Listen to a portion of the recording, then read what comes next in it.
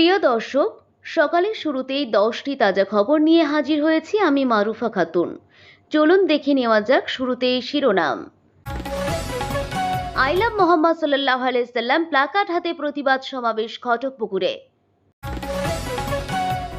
মন্ত্রী ঘনিষ্ঠ নেতার ক্লাবে হামলার অভিযোগ, থানায় এফআইআর, উত্তাল হরিশ্চন্দ্রপুর। মহাকাশে ভারতের 9 বিশ্ব রেকর্ড, এবার চাঁদে মানুষ পাঠানোর নতুন লক্ষ্যে ইসরো। মসজিদ উড়িয়ে দেওয়ার পরিকল্পনাকারী সাবেক মার্কিন সেনা আজ ধর্মপ্রাণ মুসলিম। পুজোয় বৃষ্টির আশঙ্কা, দুর্যোগ মোকাবিলায় প্রস্তুত রাজ্য, নজরদারিতে খোদ মুখ্যমন্ত্রী। আসছে বিস্তারিত খবরে। নিত্য নতুন খবরের আপডেট পেতে সঙ্গে থাকুন। আই লাভ মোহাম্মদ সাল্লাল্লাহু আলাইহি সাল্লাম প্লাকার্ড হাতে প্রতিবাদ সমাবেশ ঘটকপুকুরে। শুক্রবার দক্ষিণ 24 পরগনা জেলার ভাঙড় বিধানসভার জাগলগাছি গ্রাম পঞ্চায়েতের ঘটকপুকুরে প্রতিবাদ সমাবেশ অনুষ্ঠিত হল। আই লাভ মোহাম্মদ সাল্লাল্লাহু আলাইহি সাল্লাম প্লাকার্ড হাতে প্রতিবাদ সমাবেশে অংশ নেন ধর্মপ্রাণ মুসলমানরা। ভাঙড়ের বিভিন্ন মুসলিম সংগঠন যৌথভাবে প্রতিবাদ সমাবেশের আয়োজন করেন। প্রতিবাদ সমাবেশে ভাঙড় 1 নম্বর ও ভাঙড় 2 নম্বর ব্লকের বিভিন্ন গ্রাম পঞ্চায়েত এলাকা ও গ্রাম থেকে হাজার হাজার মানুষ উপস্থিত ছিলেন। তাদের হাতে ছিল আই লাভ মোহাম্মদ প্লাকার্ড এবং বুকে ছিল কালো ব্যাজ, কারো হাতে ছিল জাতীয় পতাকা। উল্লেখ্য, কিছুদিন আগে বিজেপি শাসিত রাজ্য উত্তরপ্রদেশে আই লাভ মোহাম্মদ সাল্লাল্লাহু আলাইহি সাল্লাম লিখে মিছিল বের করে সেই রাজ্যের মুসলমানরা। মিছিল করার কারণে যোগী আদিত্যনাথ সরকারের পুলিশ কয়েকজন ইসলাম ধর্ম পালনকারীকে গ্রেপ্তার করে। উত্তরপ্রদেশের ঘটনার নিন্দা জানিয়ে পশ্চিমবঙ্গ জুড়ে চলছে প্রতিবাদ সমাবেশ। তারই অংশ হিসাবে এদিন ভাঙড়ে প্রতিবাদ সমাবেশ অনুষ্ঠিত হয়। মন্ত্রী ঘনিষ্ঠ নেতার ক্লাবে হামলার অভিযোগ, থানায় এফআইআর, উত্তাল হরিশ্চন্দ্রপুর। এবার মন্ত্রীর গড়ে তৃণমূলের গোষ্ঠীদ্বন্দ্বের আজ পুজো মণ্ডপেও। রাতের অন্ধকারে পুজো মণ্ডপে সিসিটিভি ভাঙচুর, ছিঁড়ে দেওয়া হলো মূল অনুষ্ঠানের মঞ্চের ফ্লেক্স। ঘটনায় ব্যাপক চাঞ্চল্য। পার্শ্ববর্তী অন্যান্য সিসিটিভি খতিয়ে দেখে হামলাকারীদের শনাক্ত করে থানায় অভিযোগ দায়ের। মন্ত্রী ঘনিষ্ঠ তৃণমূল নেতার ক্লাবে হামলার অভিযোগ জেলা পরিষদ সদস্য ঘনিষ্ঠদের বিরুদ্ধে। উপযুক্ত পদক্ষেপ না নিলে পুজো বন্ধের হুঁশিয়ারি, যদিও অভিযোগ অস্বীকার অভিযুক্তদের। খোঁচা বিজেপির। শুরু হয়েছে রাজনৈতিক চর্চা।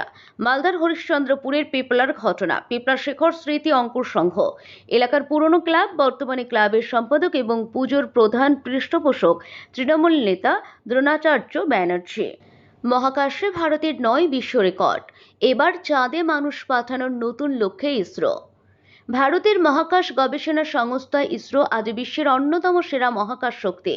খরচের সাশ্রয় কিন্তু প্রযুক্তিগত দিক থেকে এগিয়ে থাকা এই সংস্থা ইতিমধ্যেই একাধিক বিশ্ব রেকর্ড গড়েছে। 1969 সালে প্রতিষ্ঠিত ইসরো ধীরে ধীরে মহাকাশ গবেষণায় এমন সব সাফল্য দেখিয়েছে যা আজ আমেরিকা, রাশিয়া বা ইউরোপকেও তাক লাগিয়ে দিয়েছে। ইসরোর সাফল্যের মূল কারণ তাদের বিশেষ কৌশল। কম খরচে মহাকাশ অভিযান, প্রতিটি পরীক্ষা হয় অত্যন্ত সাবধানে, ফলে ব্যর্থতা কম এবং খরচও সীমিত থাকে। উদাহরণস্বরূপ, মাত্র 28 মাসে ক্রায়োজেনিক স্টোরেজের সফল উড়ান সম্ভব করেছিল ইসরো, যা বিশ্বের অন্যান্য দেশের তুলনায় অনেক দ্রুত, সাশ্রয়ী। মসজিদ উড়িয়ে দেওয়ার পরিকল্পনাকারী সাবেক মার্কিন সেনা আজ ধর্মপ্রাণ মুসলিম। যুক্তরাষ্ট্রের সাবেক মেরিন সেনা রিচার্ড ম্যান অ্যাকাকিনি একসময় ইসলাম ও মুসলমানদের চরম ঘৃণা করতেন। 2001 সালের 9/11 ঘটনার পর তার মনে ইসলাম বিদ্বেষ জন্ম নেয়। ঘৃণা এতটাই তীব্র হয়ে ওঠে যে তিনি নিজ শহরে একটি মসজিদে বোমা হামলার পরিকল্পনা করেন।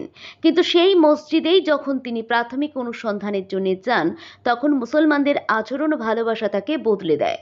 আজ সেই মানুষটি একজন ধর্মপ্রাণ মুসলিম। এমনকি এখন সেই মসজিদের সভাপতির দায়িত্ব পালন করছেন। সেনাবাহিনীর চাকরি শেষে ইন্ডিয়ানা অঙ্গরাজ্যের মানসি শহরে ফিরে আসেন ম্যাককিনি। তখন তার মনে ইসলাম সম্পর্কে নেতিবাচক ধারণা আরও গভীর হয়। তিনি ঠিক করেন নিজের শহরে মানসি ইসলামিক সেন্টারে একটি বোমা রেখে সেটিকে উড়িয়ে দেবেন। তবে হামলার আগে পরিকল্পনা ও তথ্য সংগ্রহের জন্য তিনি মসজিদে যান গোয়েন্দা সেজে। তার ধারণা ছিল মুসলমানরা তাকে বিদ্বেষপূর্ণ আচরণ করবে, যা তার হামলার পরিকল্পনাকে নৈতিক বৈধতা দেবে। কিন্তু ঘটনাটি ঘটে সম্পূর্ণ বিপরীতভাবে। মসজিদে গিয়ে তিনি পান উষ্ণ অভ্যর্থনা, ভালোবাসা এবং খোলামেলা আলাপের পরিবেশ। মুসলিম মুসলিম সদস্যরা তার সঙ্গে খোলামেলা কথা বলেন, তাকে সাদর আমন্ত্রণ জানান এবং কোনোভাবেই তাকে অবজ্ঞার চোখে দেখেন না।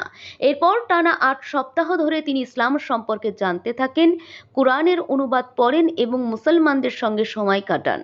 অবশেষে তিনি ইসলাম গ্রহণ করেন এবং নাম রাখেন মোহাম্মদ ম্যাককিনে। বর্তমানে তিনি মানসি ইসলামিক সেন্টারের বোর্ড প্রেসিডেন্ট অর্থাৎ মসজিদের প্রধান দায়িত্বে রয়েছেন। পুজোয় বৃষ্টির আশঙ্কা, দুর্যোগ মোকাবিলায় প্রস্তুত রাজ্য, নজরদারিতে খোদ মুখ্যমন্ত্রী। পুজোয় রয়েছে বৃষ্টির আশঙ্কা, সেদিকে লক্ষ্য রেখে প্রস্তুত রয়েছে জরুরি পরিষেবার সঙ্গে জড়িত প্রতিটি দপ্তর। মুখ্যমন্ত্রী মমতা বন্দ্যোপাধ্যায় প্রতিনিয়ত পরিস্থিতির দিকে নজর রাখছেন, প্রয়োজনীয় নির্দেশও দিচ্ছেন শীর্ষ আধিকারিকদের। আপৎকালীন পরিস্থিতি সামলানোর জন্য সব রকম ব্যবস্থা করা হয়েছে। কন্ট্রোল রুমে উপস্থিত থাকছেন একজন সিনিয়র আইএএস অফিসার। এছাড়া 24 ঘন্টা সেখানে 2 জন করে WBCS পদমর্যাদার অফিসারও রয়েছেন। গত সপ্তাহে অতি ভারী নিম্নচাপে বৃষ্টি বিপর্যস্ত করেছিল কলকাতাতে। পুজোর মাঝেও রয়েছে বৃষ্টির সম্ভাবনা। হাওয়া অফিস জানিয়েছে, নবমীর দিন ফের দানা বাঁধবে আরও একটি নিম্নচাপ।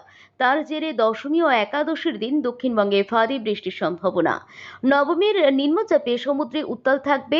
1 অক্টোবর বাংলা ওড়িশার মৎস্যজীবীদের সমুদ্রে যেতে বারণ করেছে হাওয়া অফিস। সেই সব দিক মাথায় রেখেই আম জনতার স্বার্থে প্রস্তুত সরকার। প্রশাসনিক সূত্রে খবর, 26শে সেপ্টেম্বর থেকে 7ই অক্টোবর পর্যন্ত দুর্গা উৎসবের জন্য কন্ট্রোল রুম চালু থাকছে। কালী পুজোর জন্য 20 থেকে 24শে অক্টোবর দ্বিতীয় দফায় চালু থাকবে কন্ট্রোল রুম। ছট পুজোয় 27 ও 28শে অক্টোবর চালু রাখা হবে কন্ট্রোল রুম।